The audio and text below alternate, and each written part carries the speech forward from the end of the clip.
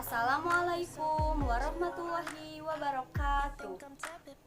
Perkenalkan, kami dari kelompok 4 Biologi, kelas 11 MIPA 3, SMA Negeri 1 Parungkuda. Perkenalkan, nama saya Deabi Febrianti Patiha. Perkenalkan, nama saya Della Aprilia Septian. Perkenalkan, nama saya Rima Fitriani. Perkenalkan, nama saya Rizky Ramadhani. Perkenalkan, nama saya Renaldi Gonzales Nababan. Di sini kami akan menjelaskan materi tentang jenis jaringan pada tumbuhan. Di sini saya akan menjelaskan tentang jaringan meristem. Jaringan meristem merupakan jaringan yang sel-selnya aktif membelah diri secara mitosis. Jaringan meristem memiliki sifat sebagai berikut, yaitu tersusun dari sel-sel muda yang aktif membelah dalam fase pertumbuhan dan perkembangan, tidak memiliki ruang antar sel, sel-sel berbentuk bulat, lonjong, poligonal, dan memiliki dinding sel yang tipis. Sel mengandung banyak protoplasma. Sel memiliki satu atau dua inti sel yang besar. Vakuola sel sangat kecil atau tidak ada sama sekali. Berdasarkan asal terbentuknya, jaringan meristem dikelompokkan menjadi dua macam, yaitu meristem primer dan meristem sekunder. Meristem primer adalah jaringan meristem pada tumbuhan dewasa yang sel-selnya masih aktif membelah.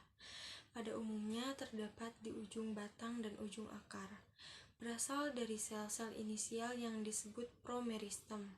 Promeristem adalah jaringan meristem yang sudah ada ketika tumbuhan masih berada dalam fase embrio. Meristem sekunder berasal dari sel-sel dewasa yang berubah sifatnya menjadi meristematik. Contohnya kambium dan kambium gabus. Kambium merupakan lapisan sel-sel yang aktif membelah di antara pembuluh angkut xilem dan floem. Kambium dapat ditemukan di dalam batang maupun akar tumbuhan dikotil dan beberapa tumbuhan monokotil. Kambium gabus merupakan jaringan kambium yang membentuk lapisan pelindung periderm, terletak di bawah epidermis batang dan akar yang sudah tua. Aktivitas kambium gabus ke arah luar akan membentuk velum, sedangkan ke arah dalam membentuk veloderm.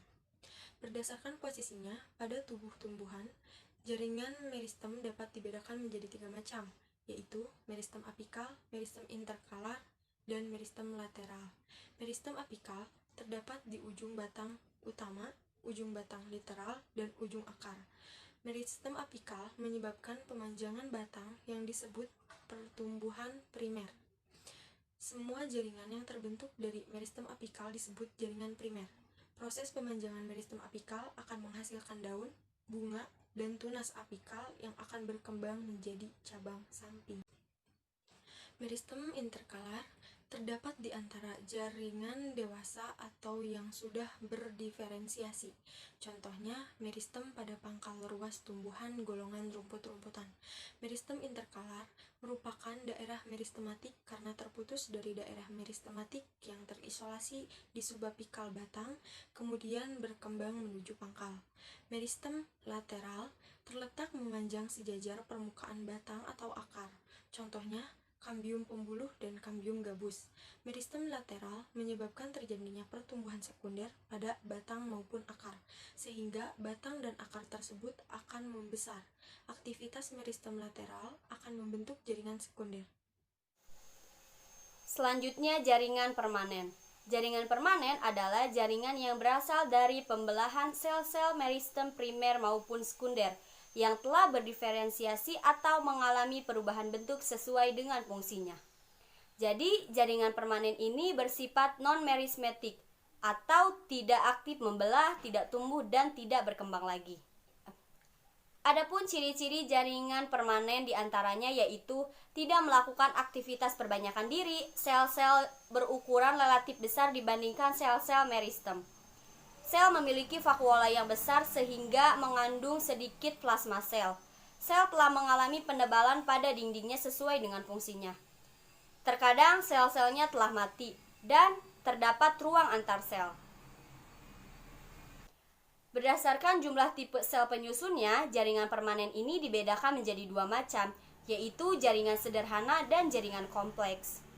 Berdasarkan fungsinya, jaringan permanen ini dibedakan menjadi 4 macam, yaitu jaringan pelindung atau jaringan epidermis, jaringan dasar atau jaringan parenkim, jaringan penyokong, dan jaringan pengangkut atau vaskuler.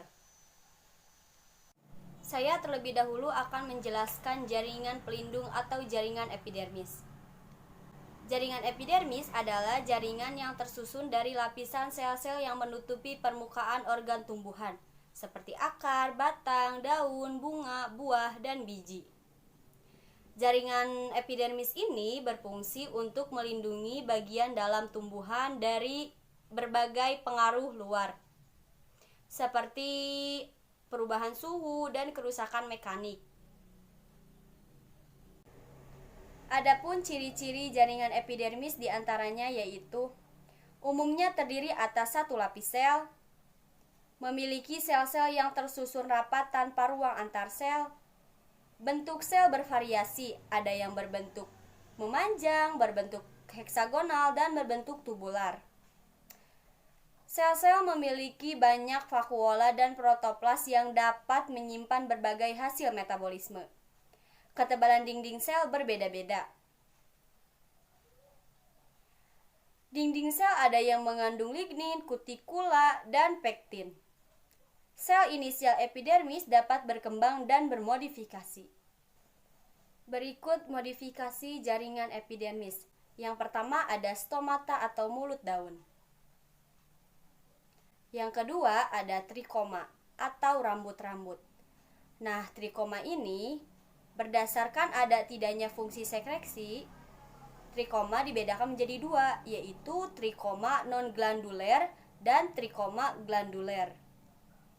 Yang ketiga ada emergenesia atau tonjolan pada permukaan organ. Yang keempat ada spina atau duri. Yang kelima ada sel kipas. Yang keenam ada sel kersik atau silika. Yang ketujuh ada filamen. Dan yang terakhir ada litokes.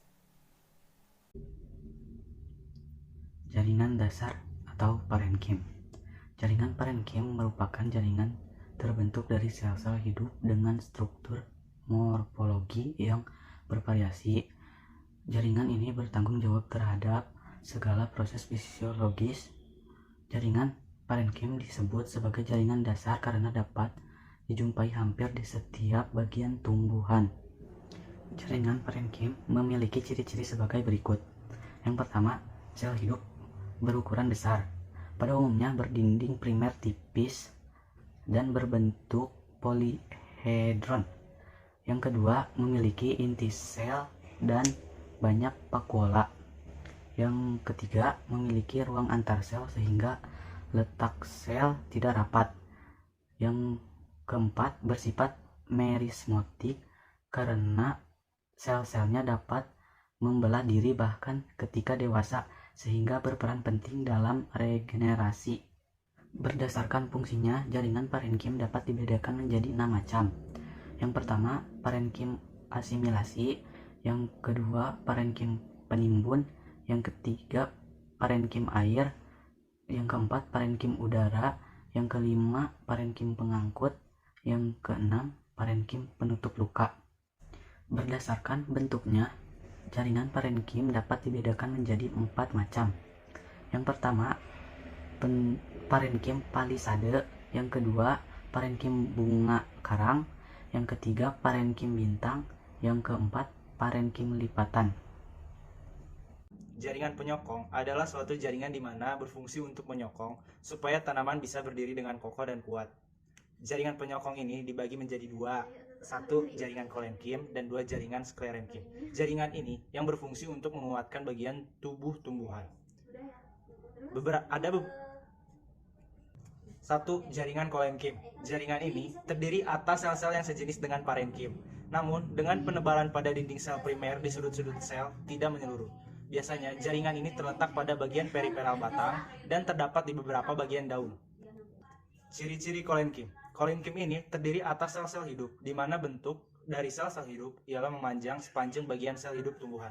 Di samping letak sel-sel hidup tersebut mempunyai jumlah yang berbeda antara yang satu terhadap bagian yang lainnya, menyebabkan penebalan dinding tanaman juga akan menjadi kurang teratur. Jaringan kolenkim umumnya ditemukan pada bagian tanaman, di buah, bunga, bagian-bagian daun, serta bagian-bagian batangnya. Bagian dari jaringan ini juga dapat ditemukan pada bagian akar tumbuhan, yang sering diterpa hangatnya sinar matahari di pagi hari yang cerah. 2. Jaringan sklerenkim. Sklerenkim merupakan suatu jaringan pendukung yang terdapat pada tanaman. Penebalan lignin ini terjadi pada dinding sel primer dan sekunder, sehingga dinding menjadi begitu tebal. Hanya terdapat sedikit ruang untuk protoplas, di mana nantinya hilang jika sel dewasa terjadi. Ciri dari khas jaringan sklerenkim ialah adanya serat sklerenkim dan sel batu atau sklerate, di mana bentuk serat yang ramping dan memanjang dan berbentuk lingkaran. Pada serat ini terkandung serat hibiscus, sabdariffa, agave, serta rami. Nah, setiap serat berbeda yang terdapat pada sklerenkim dan sklerate. Secara keseluruhan, tugas dari jaringan sklerenkim ialah sebagai penyokong tumbuhan saat beranjak tumbuh dewasa, melindungi bagian dalam tumbuhan atau bagian daging buah serta bagian-bagian tumbuhan yang lainnya. Kulit luar buah durian, kulit buah salak, serta tempurung kelapa. Jenis-jenis jaringan ini dikategorikan menjadi dua bagian, yaitu serat sklerenkim dengan sel batu atau sclerate stone cell. Sel batu, sclerate stone cell. Mempunyai zat lignin di mana berguna agar dinding sel menjadi begitu tebal dan kuat, walaupun bentuk sel batu tidak sepanjang bentuk sel serat sklerenkim. Letak sel batu ini terdapat pada bagian tanaman yang tidak tumbuh lagi. Serabut maupun serat sklerenkim ini berbentuk memanjang serta melingkar. Namun serabut sklerenkim ini tergantung banyak serat agave, hibiscus, sabdariffa, serta rami. Fungsi jaringan penyokong. 1. Untuk menyokong agar jaringan tumbuh kuat dan kokoh. 2. Untuk menopang batang, daun, serta dahan agar tumbuh tegak.